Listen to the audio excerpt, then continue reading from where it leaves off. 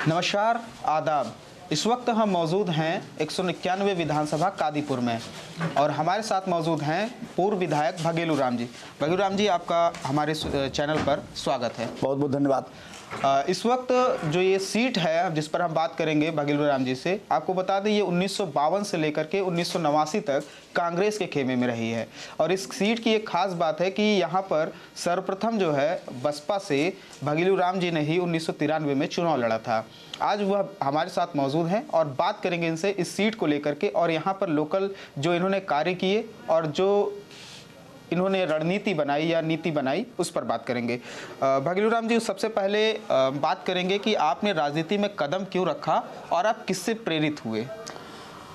मैं समाज सेवा के लिए राजनीति में कदम रखा और मैं इसके पहले शुरुआत में कम्युनिस्ट विचारधारा का था और जब बहुजन समाज पार्टी बनी 1984 में तो उसके बाद मैं बहुजन समाज पार्टी की सदस्यता लिया और बहुजन समाज पार्टी में काम करता रहा और बहुजन समाज पार्टी से चुनाव लड़ता रहा और बहुजन समाज पार्टी से मैं 3 बार विधायक रहा। आपने बहुत लंबे समय तक, मतलब 15 साल तक आप विधायक रहे और लगभग जो जानकारी है उसके लगभग 12 साल तक विधायक रहे और लगभग आपने 30 वर्षों तक पार्टी में काम किया, ऐसा लगभग आंकड़ा है। तो ये बसपा छोड़ने का कारण क्या रहा आपका? बसपा, देखिए, बसपा जो थी वो मूल विचारधारा से हट गई और बहन जी केवल पैसे वालों को टिकट देना चाहती थी। जो हमारा गरीब कार्यकर्ता था, जो पार्टी से लगा हुआ था, जो मिशनरी था, उसको टिकट न देकर के केवल पैसे वालों को, पूंजीपतियों को टिकट देना चाहती थी, इसीलिए मैं उनसे वहाँ से हट गया। तो क्या मतलब कि जो बहुजन समाज पार्टी है वो अपनी मूल विचारधारा, जो बहुजन हिताय बहुजन सुखाय की विचारधारा या काशीराम के मिशन की बात करें तो क्या उस विचारधारा से हट गई? नहीं, निश्चित रूप से मैं कहूँगा कि बहुजन समाज पार्टी की नेता माननीय बहन जी वो गरीब कार्यकर्ता, जो डिपोटी कार्यकर्ता, जो पार्टी के लिए काम करता था उसको नहीं, बल्कि जो भी पैसा बाहर से अगर पैसा दिया तो उसको टिकट दे देती थी। तो पैसे वाली पार्टी रह गई। जो चुनाव लड़ना चाहते हैं, गरीब हैं कार्यकर्ता, उन्हें अगल बगल किसी भी विधानसभा में नाम बता सकता हूँ, कहीं भी जो हमारे मूल कार्यकर्ता थे जो चुनाव लड़ना चाहते थे तो उनको टिकट नहीं मिला, पैसे वाले को टिकट मिल गया। ये जो बसपा में आपका जो समय रहा है उसमें आपने क्या क्या सीखा और कैसा क्या अनुभव किया? क्या वो चीज़ आप समाजवादी पार्टी में भी देख रहे हैं या किस तरह से आप देख रहे हैं समाजवादी पार्टी को? निश्चित रूप से समाजवादी पार्टी आज की डेट में समाजवादी सर्वजन समाज की बात करती है, गरीबों के लिए, अनुसूचित जाति के लिए, पिछड़े के लिए, माइनॉरिटी के लिए और जो भी गरीब व्यक्ति है सब समाज के लिए काम कर रहे हैं समाजवादी पार्टी। और माननीय हमारे नेता अखिलेश जी, आज हम देख रहे हैं कि जिस तरीके से पहले थे उसमें निश्चित रूप से उनका बदलाव आ गया और वो सर्व समाज की बात और गरीबों की, विशेष तरीके से अनुसूचित जात, पिछड़े जात, अल्पसंख्यक और गरीबों की बात करते हैं। वो रोजगार, किसान, महिला सशक्तिकरण, शिक्षा, इन मुद्दों पर आपकी जो सरकार है वो कादीपुर की जो विधानसभा है, स्पेशली कादीपुर की विधानसभा के लिए किस तरह से काम करेगी? निश्चित रूप से माननीय अखिलेश यादव जी का स्टेटमेंट आया है और उन्होंने अपने घोषणा पत्र में भी कहा है कि वो उनकी सरकार बनने के बाद किसानों के लिए, महिलाओं के सशक्तिकरण के लिए, बेरोजगारी के लिए, उन्होंने पहले कह दिया कि 20 लाख से ज़्यादा हम IT सेल में रोजगार देंगे, 10 लाख से ज़्यादा परमानेंट रोजगार देंगे, महिलाओं की सुरक्षा होगी। उन्होंने ही 1090 चालू कराया था, उन्होंने ही कन्या विद्या धन चालू कराया था और छात्रों के लिए तमाम सुविधाएं देते थे। जब वो मुख्यमंत्री बने तो उन्होंने लैपटॉप की घोषणा किया और उसका उन्होंने बांटा भी। तो कादीपुर की विधानसभा में स्पेशली क्या यहाँ पर आपकी कोई नीति है इम्प्लीमेंट करने की, अपनी नीतियों को कादीपुर में? निश्चित रूप से आज किसान परेशान है जी, किसानों के लिए बेरोजगार परेशान है, उनको रोजगार चाहिए। हमारे जो मजदूर हैं उनको मजदूरी नहीं मिल पा रही है, हर तरीके की परेशानी हुई। हमारी सरकार आएगी, हम विधायक बने तो निश्चित रूप से जैसे मैं अपने पहले विकास करता था उससे बढ़ चढ़ करके क्षेत्र का विकास करूंगा। हमारे नेता राष्ट्रीय अध्यक्ष जी युवा हैं और कर्मशील हैं, वो पहले भी काम कर रहे थे, आगे भी काम करेंगे। इस वक्त एक बड़ी बात है, चंद्रशेखर आज़ाद जो कि समाजवादी पार्टी से गठबंधन को लेकर के बड़ी चर्चा कर रहे थे और सीटों के बंटवारे पर उनका बात नहीं बनी।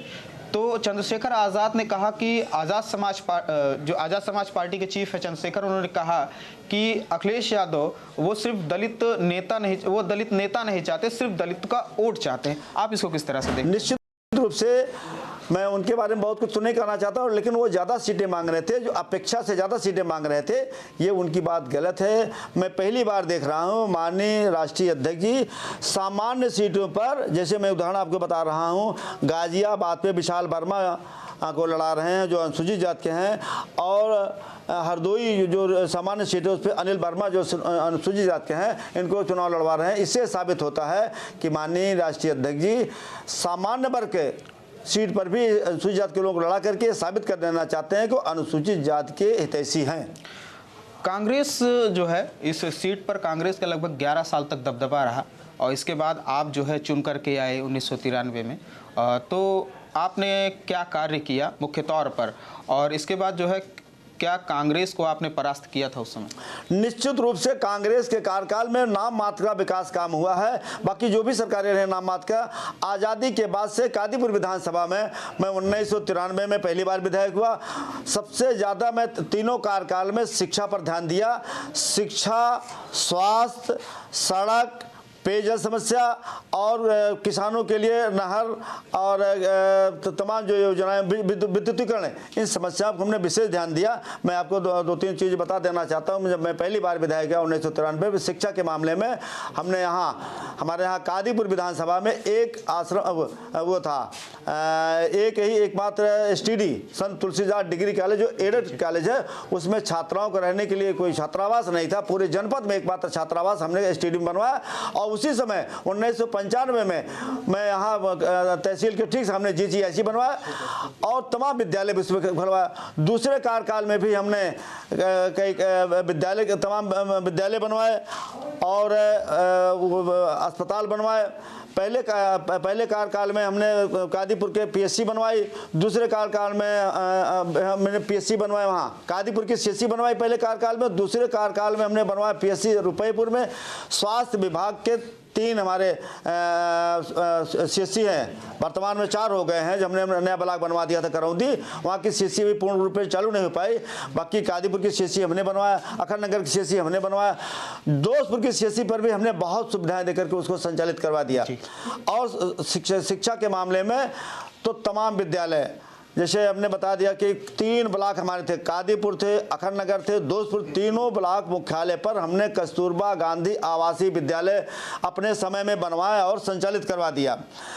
तीसरे कार्यकाल में हमने करौंदी में एक GIC, जो हमारे क्षेत्र के कम लोग जानते हैं, करौंदी ब्लॉक जहां संचालित हो रहा है, वहीं करौंदी ब्लॉक में हमारे मऊ गांव में हमने एक स्वीकृत करवाया GGIC और वहां संचालित करवा दिया। पहले ही कार्यकाल में हमने एक राजकीय ITI संचालित अपनी बिल्डिंग बनवाया और संचालित करवाया, जो वर्तमान में राय बेगम चल रही है। हमारे ही इसी चीनी मिल में एक ATS चलता था, आश्रम पद्धति विद्यालय, जहां बड़ी असुविधा रहती थी। हमने 2003-04 के वित्तीय वर्ष में 5 करोड़ रुपया स्वीकृत करवाया आश्रम पद्धति विद्यालय बनने के लिए, जहां गरीब के हर बिरादरी के बच्चे, वहां आवासीय विद्यालय होता है, वहां बच्चे पढ़ते हैं, उनको खाना, कपड़ा, सारी सुविधाएं मिलती है। और वो जमीन के अभाव में चला गया जलालपुर बखरा में। तो और सैकड़ों हमने प्राइमरी, सैकड़ों हमने जूनियर विद्यालय बनवाया। और यही नहीं, एक मॉडल स्कूल भी होने करा जो जमीन के अभाव में 2012 के बाद बना है, वो अभी हमारी सरकार, हमारे रहते हुए स्वीकृत हुआ था।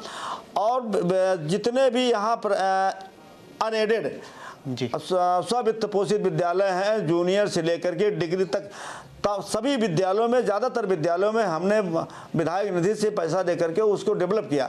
सबसे ज़्यादा शिक्षा का विकास हमारे क्षेत्र में हुआ और उसी का परिणाम है कि हमारे क्षेत्र सबसे ज़्यादा शिक्षित लोग हैं और वो बेरोजगार हैं। हमने मैं अपने विधायक रहते हुए हमने बहुत से लोगों को रोजगार भी दिलवाया था। जी, ये तमाम सारी बात। ऐसा देखने को मिलता है कि जो सुल्तानपुर के युवा, ये कादीपुर के युवा हैं, ये पढ़ाई तो कर लेते हैं, BA B.Ed कर लिए, B.Tech कर लिए, बहुत सारी शिक्षा ग्रहण कर लेते हैं। इसके बाद नौकरियों के लिए इनको बाहर जाना पड़ता है, जैसे मुंबई, दिल्ली, गुजरात, महज जो है सिर्फ 8,000-7,000 की नौकरियों के लिए। तो क्या आने वाले समय में आप इनके लिए कोई व्यवस्था करेंगे? निश्चित रूप से जैसे हमने कहा कि हमने अपने प्रयास करके तमाम जहाँ जो रोजगार आए थे उसमें रोजगार उपलब्ध कराया। माननीय राष्ट्रीय अध्यक्ष जी ने अब की बार कहा है कि हम 20 लाख से ज़्यादा IT सेल में रोजगार देंगे और 10 लाख से ज़्यादा परमानेंट रोजगार देंगे। देंगे और उसमें हम प्रयास करेंगे हमारे क्षेत्र के जो पढ़े लिखे रोजगार हैं वो अपना कंपटीशन में रिटर्न इंटरव्यू पास करके निश्चित रूप से रोजगार पाएंगे, हमारा वादा है। किसान जो है वो देश की रीढ़ होता है और किसान आंदोलन में लगभग 700 किसान जो है शहीद हो गए, तो इस पर क्या कहेंगे आप? निश्चित रूप से जो वर्तमान की उत्तर प्रदेश की सरकार है, कार्यभाग है, और सेंटर की, ये दोनों सरकारों ने किसानों के लिए निश्चित रूप से बहुत नुकसान किया है। ये कहने के लिए तो किसान हितैषी, लेकिन किसानों के दुश्मन हैं। और हमारी सरकार रहेगी तो किसानों के लिए, जैसे जब मैं विधायक था तो हमने किसानों के सुविधा के लिए हमारे यहाँ कनकपुर माइनर थी, पहली कादीपुर विधानसभा की नहर होती जिसको मैं पक्की कराने के लिए 25 जनवरी 2011 को 9,55,00,000 रुपये स्वीकृत करवाया था, लेकिन सरकार जाने के बाद संयोग से नहर में पानी आ गया था, लेट काम शुरू हुआ और काम पैसा वापस चला गया। किसानों के लिए हमने एक मंडी स्वीकृत करवाया था और वो 30 जून 2011 को स्वीकृत हुई थी, लेकिन सरकार हमारे जाने के बाद, हमारे विधायक हटने के बाद वो मंडी भी नहीं बन पाई। किसानों के लिए हमने बहुत कुछ किया है। हमारे विधायक रहते हुए नहरों की सफाई हो जाती थी, शेड की सफाई हो जाती थी, नहरों में पानी आ जाता था। इस सरकार में तो किसानों के जब बुवाई की सीजन आई तो उनको DAP नहीं मिला, और जब सिंचाई की जरूरत आई तो उनको यूरिया नहीं मिला, और वो भी महंगे रेट पे मिल रहा है। किसान मजबूर है, महंगे रेट पे यूरिया लिया, महंगे रेट पे DAP लिया।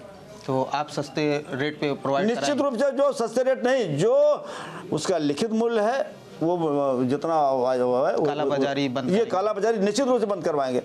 गेहूं की स्थिति, धान की स्थिति कि धान किसी खरीदा नहीं गया, तो काला बाजारी करने वाले लोगों को निश्चित रूप से वो जेल भिजवाएंगे। हमने तो एक MI को जेल भिजवा दिया था। जी जी, मैं विधायक था, 2005 में सरकार भी नहीं थी, एक MI को फैजाबाद से गेहूं चावल चला, वहाँ से रास्ते में बिक गया, हमने DM से कह करके उसको जेल भिजवाया गया जी। अखंड नगर का एक MI था। किसानों के लिए क्या कहेंगे? निश्चित रूप से हमने पहले बता दिया, किसानों की सुख सुविधा के लिए उनको समय पे खाद, बीज, पानी, ये सारी सुविधा जो हमारी सरकार ने कह दी, हमारे नेताजी ने कह दिया। किसानों के लिए बिजली मुफ्त, उन्होंने भी कहा 300 यूनिट बिजली मुफ्त, और किसानों के लिए विशेष तरीके से कहा जो उनके पंपिंग सेट लगते हैं उस पर बिजली मुफ्त रहेगी। ये सबसे बड़ी योजना है किसानों के लिए। जो उनको समय समय पर खाद, बीज ये भी मिलता रहेगा। कादीपुर के युवाओं के लिए आपकी क्या नीति होगी? निश्चित रूप से युवाओं के लिए सबसे बड़ी होगी कि उनको बढ़िया शिक्षा मिले, और जब बढ़िया शिक्षा मिलेगी तो रोजगार के साधन उनको उपलब्ध हो जाएंगे, वो कंपटीशन करके वो बढ़िया बढ़िया नौकरी पाएंगे।